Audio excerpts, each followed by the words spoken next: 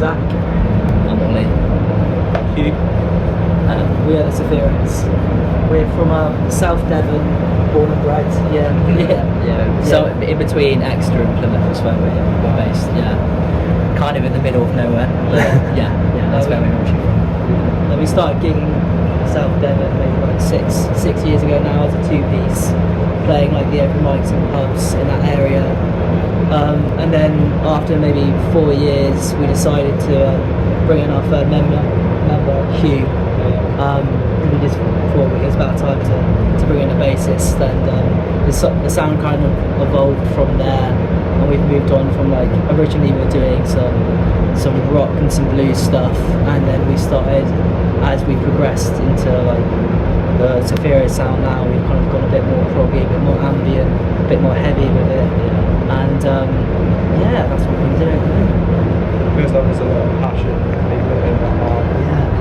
Everything kind of comes with a lot of like drive, and like every note, every lyric, like kind of just has a lot of passion behind it. So everything feels like a heartfelt moment. Which is really nice. It's quite a meticulous process, I'd say.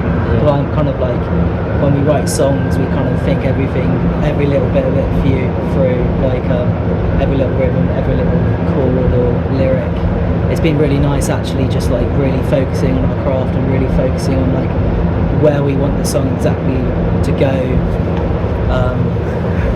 Where we want the song to go, rather than just jamming and just seeing what happens. Like we've really gone into it like a drive of where we want the song to be when it's finished. It's been quite good actually. It's been a very different like focus from the beginning, where we just sit down and see what happens. We always come into a practice now with like an idea and a derogative of like what we want the song to be when we come out of that practice. It's been good. I definitely think it's a bit more technical now. We've evolved from jamming stuff, and it normally will come with a few ideas, and we'll develop them, go away, develop them some more, and then we'll come back. And basically, it's like Zach said, it's a very long process, but I think it's very rewarding. And I think we've worked on using like a lot of ambient soundscapes with a lot of melody, and like contrasting that with his 5-string bass and his ridiculous amount of distortion to create something that they're all happy with, I think. So yeah. It's been really good fun actually. I mean, we've all recently moved up to Bath and Bristol, and for a year, previous year, it was a bit stop and starty because he was travelling for a bit, so it made it quite difficult just to really sit on anything that we were really happy with, because it felt like we'd do something for a month and then kind of have to sit back. And it's been amazing, like in the past 3-4 months, just because we've been able to really focus on our craft, be in the same place at the same time for long periods of time, and just like really get something that we're happy with and that we can take outside of a practice room, which we can be in for hours, and to take our times with our songs, so that when we take them on stage, it feels like there's that quality there, which has been fantastic, to be honest.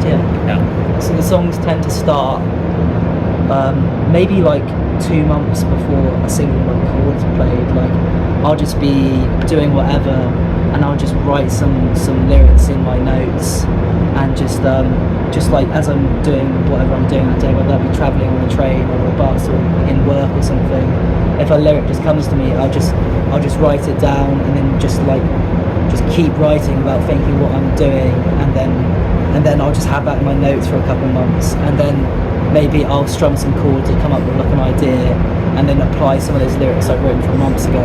If it resonates with me and feels like it's right for the song, I'll put it into that, and then me and Ollie tend to jam an idea, book a practice with Wes, and it kind of flows from there. So like we just jam it and see what happens, and then kind of sit back and reflect on whether this is like the direction we want it to be. Like me and Ollie have like this direction where we go, hold on, let's try this, let's add in this chord, or let's add this rhythm. It kind of then just like becomes this thing of just like, we've got this song, let's elevate it now, add the finishing touches, and that's it. I think a lot of the time we have a song at a point where we think it's good enough to gig, and then we'll gig it and see how we feel the process went, and then a lot of the times we'll go back and revise that and like keep gigging it and keep working on it until it's at a point where we're really happy with it. Like for example, tonight we've got a song which is new, which we played. We were in an Exeter, we played at the Cabin a week ago, and we played it and we weren't happy with where it was at, so we went back, we revised it, and we're going to play it tonight and see how it sounds, see how the crowd reacts, see how we feel about it, and then we'll go back and revise that again, and hopefully at some point come up with a finished project. But that's how it goes. Yeah. I feel like there's quite a range in all of us. I know a lot of mine are Radiohead, Tesseract, Kaleo, like some old school bands like Guns N' Roses, Whitesnake are some bands that I like listening to. I think all of us come from different perspectives and take different things from different genres. Like, yeah. I think I come from the two of them come from a very different background than me. Normally the music I listen to is quite a lot softer. But I'm like bassist, like wise. Like I'm very inspired by the Smiths because I find there's a lot of beauty in Andy Rourke's bass lines. Rest in peace.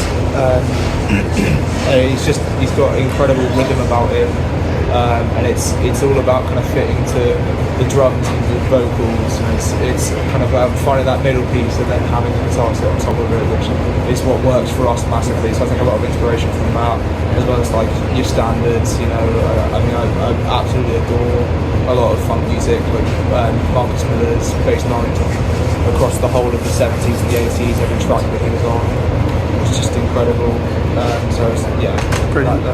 That's my sort of stuff, and I love lots of stuff like Raw Blood and Nothing But Thieves as well. And I'm massively into the new Tesseract album as well. Me too. I think what we all appreciate is that we all there's genres that we all dabble in, but we all listen to a lot of different stuff. Doesn't necessarily come out in our music, but there's a lot of different influences that range, and then we, as a result, I feel like it allows our music to be quite versatile. For example, like I am not a metal drummer at all, but I love metal. I love a lot of like metalcore and deathcore, and I feel like that blend of like different takes on music is what I think works really really well for us. I think Essentially, like we love a lot of genres, but don't necessarily like play those genres like that much. So when we do tend to dabble in them, we come from an outside perspective of not being like completely versed in it, which is kind of interesting because it means that there's these slightly versatile takes on the genre, which just kind of works really uniquely because we all come from different standpoints anyway. Yeah, and I think that sort of like coming from different standpoints, it's also kind of to do with the fact that like the reason why it works and why we like make the music that we do, it's not because we all kind of agree on genres, because we don't disagree, but it's like we all listen to different stuff. Like if we're in our headphones, we're all going to be listening to different music, you know. So I think the thing that kind of brings us together is kind of like that we're a brotherhood. Like these two are brothers. I've known these guys for years. And now. he looks like our brother. Apparently I do, yeah. So many people have told him.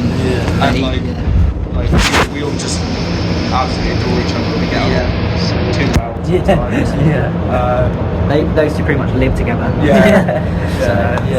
It's because we get along so well, and because there's the chemistry between us and the connection between us. That's why it makes sense.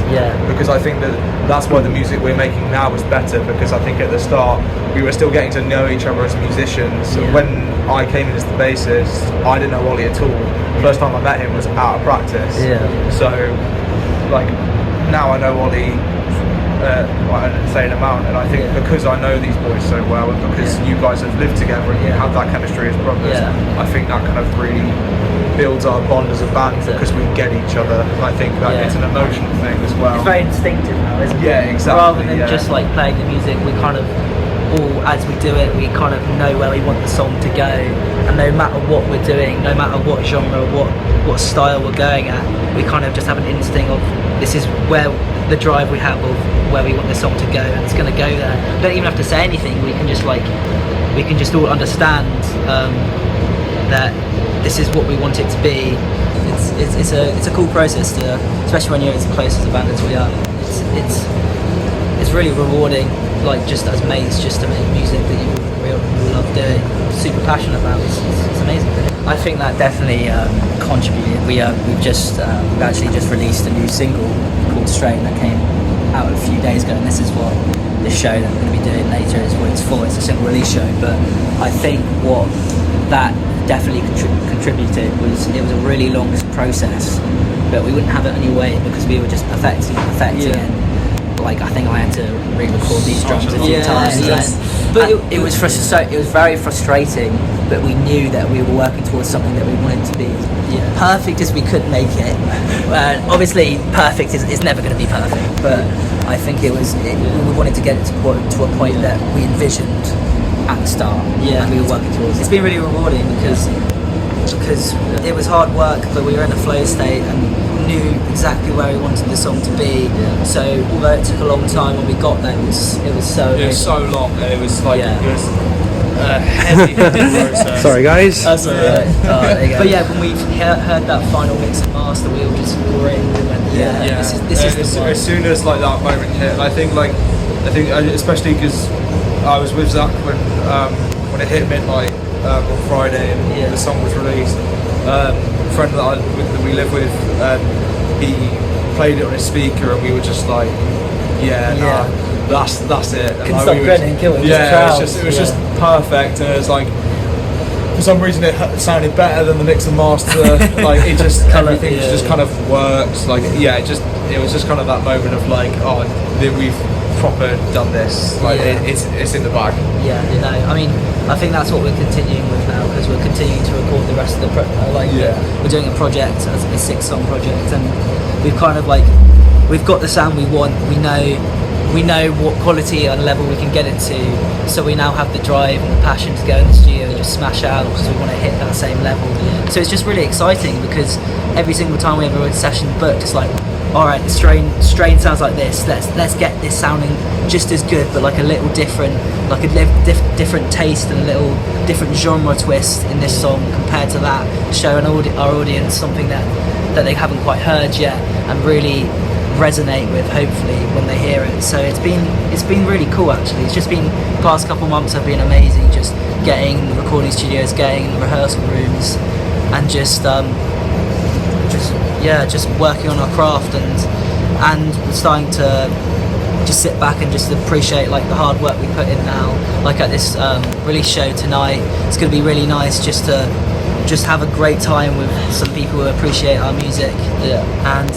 And I think it's going to be good. It's a release show, but it's literally going to be a release show as well, where we're going to be like, this is amazing, it's over. No, it's not over, but it's one of those things where we can like look back at our hard work and be proud of what we've done. I think this is what we were aiming to. This is the point. We've got the single, we've got the video out, release show, and this is like the bit where we're like, this is where it all comes together, I think. So I think it's a massive confidence thing as well now. Like, look at like whether people like it or not, it's neither here nor there. Hopefully people do. You know, that would be good, wouldn't it? Bring a bit of energy, some heaviness, a bit of funk, some sad songs. It's kind of like songs that will have you wanting to mosh, but also songs that make you want to cry. It's going to be fun. It's going to be a journey. We'll make you cry while you throw yourself at your friends. Pretty much. Well, that's the aim anyway. That's the aim. Brilliant. Do you want to say anything else, or? I think that's We've got please find us on all the socials at Zaffiros. All the usuals on all the streaming platforms are all on there. Please, we've just released a music video today, so please check that out. And